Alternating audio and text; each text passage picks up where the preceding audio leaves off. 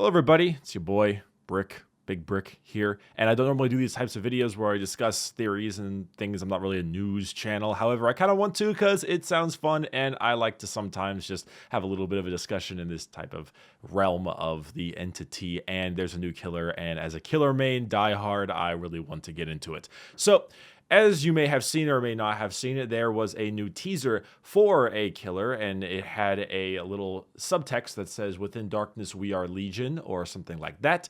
And I wanted to discuss it really fast because DBD has been hitting it pretty out of the park with killers lately, in my opinion. The last two were the clown and the spirit. Both are effective, both are unique, and both have very good perks. And I thoroughly have been enjoying them because it seems like behavior has really started to get a nice sweet spot of their new killers, mainly that they have to be good in the chase somehow, but also have a little bit more to them. And personally, I think they're a ton of fun. Anywho, from what you can see here, it has been told that this killer is the oldest of all the killers, and that would mean generally that they are the oldest from a certain time period. Now, we generally don't know how old this person actually is. For instance, the Huntress came from World War I, but she's like 20-something, whereas Macmillan, I think, came from like the 1880s or something. I think he was like a Pinkerton, but, you know, he looks like he's 27, 35, something around there, you know? So we don't know if it means relative age or date or both. This guy could come from the 1700s and also be, I don't know, 70 years old, or he could just be 70 years old coming from 1900s. I don't know. It's something around that area.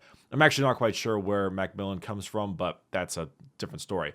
Point being, it throws you off because his stuff that he's wearing is very modern. He has a very modern jacket with a hood over it, as well as a pretty modern combat knife. And not very weird knife, not like the clown's knife or anything. It's a pretty modern level knife. And he looks like a person who would be in a ski lodge, basically, in the modern day. And the one thing I wanted to list more specifically are the masks and the names. So if you noticed, there are 4 masks the killer is currently wearing. There are also 4 names to the right. Now, these masks are all different in their own way, and all the names on the right are all different names, with 3 of them being male names and 1 of them being a female name. And I do believe this killer is male. However, this automatically throws the idea that this person might have some kind of split personality, similar to Split from the M. Night Shyamalan movie, one of the only good ones that has come out as of recently. But that's a story for a different day.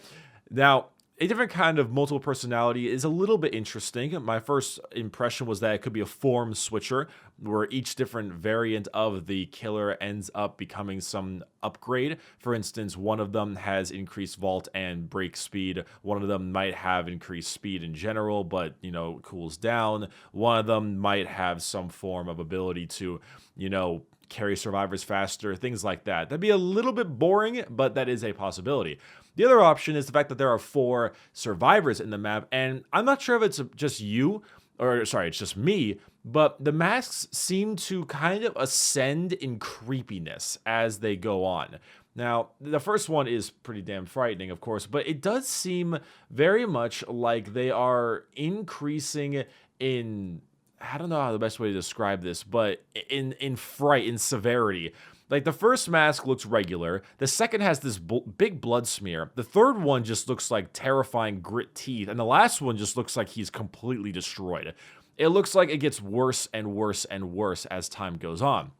And because of that, I wonder if this could be some kind of upgrade killer. Now, the more you attack survivors, the more powerful you become, kind of like Myers, where he upgrades via stalking people. So perhaps Frank is your base, Joe is your tier 1, Jules is your tier 2, or I guess it would be tier 2, tier 3, and then Susie is your tier 4.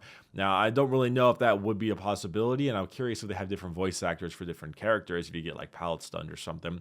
But that's my other kind of theory, is that with the 4 survivors, perhaps each time you hook a different survivor, it ends up increasing your mask level up a certain amount again, or maybe just the more you attack, the more you harm, the differences the masks will go ahead and create.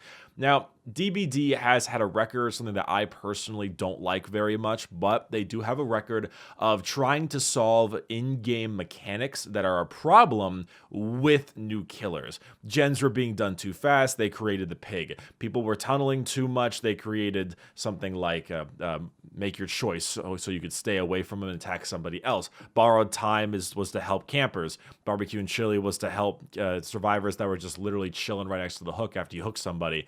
This is very common, and it's not a good game practice at all, I don't think, but it is something they have done before. And this does make me assume that, especially now, reaching higher ranks is very dependent on tunneling. 3 survivors versus 4 is a massive difference, far more than 3 versus 2, and is extremely important in the game, especially since generators are done at such an insanely fast rate at a high rank. Not so much at a low rank, but at a high rank, gens are done insanely quickly, and ruin is practically mandatory. So this makes me assume that maybe the whole point of each mask is you have to hook each survivor to get the new mask, and that'll dissuade you from tunneling. Or you have to attack the survivors in a certain order, or you have to choose which survivors you want to attack, which again creates a certain order.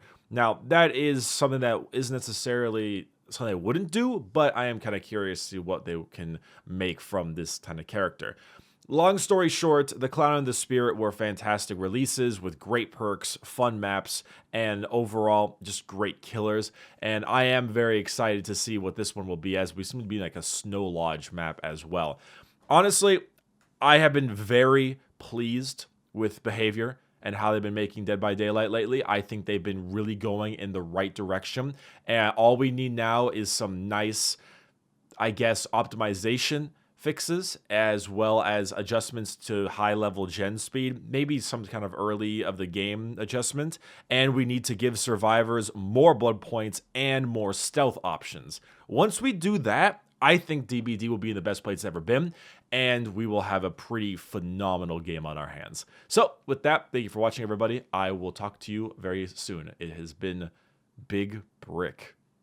It sounds so funny when I actually say it. All right, bye-bye.